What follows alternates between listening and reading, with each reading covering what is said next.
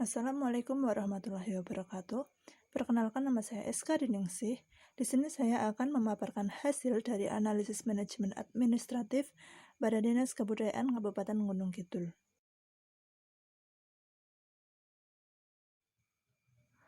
Keseluruhan proses pada administrasi.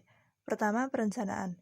Program dan kegiatan yang direncanakan akan dilaksanakan Dinas Kebudayaan Kabupaten Gunung Kidul tahun 2022 sejumlah 2 program yang dijabarkan dalam 14 kegiatan dan 46 subkegiatan baik dalam fungsi kesekretariatan maupun fungsi urusan kebudayaan.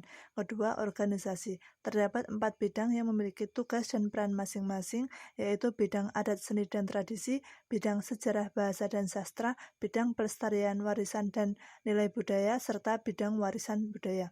Ketiga, arahan. Proses penyusunan maupun pelaksanaan rencana kerja Dinas Kebudayaan Kabupaten Gunung Kidul akan selalu melibatkan peran stakeholders atau pemangku kepentingan. Keempat, pengendalian. Instrumen pengendalian yang berfungsi untuk memantau dan mengevaluasi kinerja pelaksanaan program kegiatan mendasar pada Peraturan Pemerintah Nomor 8 Tahun 2008 tentang tahapan tata cara penyusunan, pengendalian, dan evaluasi pelaksanaan rencana pembangunan daerah.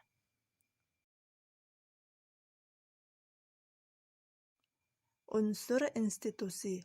Pertama, administrator, yaitu ada kepala dinas, kemudian manajer, yaitu sekretariat.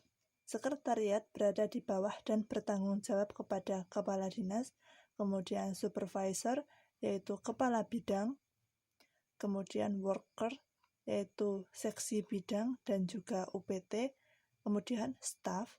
Staf adalah jabatan fungsional mempunyai tugas melaksanakan sebagian tugas dan fungsi dinas sesuai dengan keahlian dan keterampilan tertentu.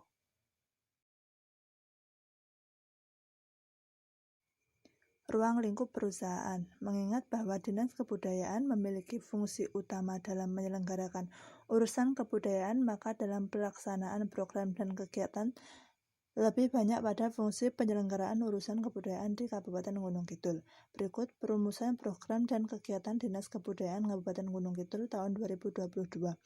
Pertama, pelestarian cagar budaya dan warisan budaya, pengelolaan taman budaya, sarana prasarana keistimewaan urusan kebudayaan, perencanaan dan pengendalian urusan kebudayaan, adat seni tradisi dan lembaga budaya. Kemudian yang terakhir adalah pengembangan kelembagaan adat dan tradisi. Jenis organisasi tata usaha.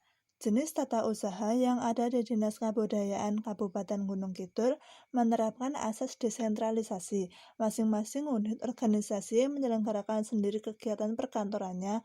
Kegiatan perkantoran tersebar ke seluruh unit dan setiap pemimpin unit bertanggung jawab tidak hanya mengenai kegiatan substansi unit tetapi juga mengenai kegiatan perkantoran yang ada di unitnya.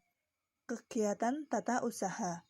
Kegiatan usaha yang dilakukan diantaranya melaksanakan penyusunan perencanaan monitoring, evaluasi, dan pelaporan, pengelolaan taman budaya, pengelolaan keuangan, kepegawaian, perlengkapan rumah tangga, perpustakaan, administrasi umum, dan hubungan masyarakat, serta memberikan pelayanan administratif dan fungsional.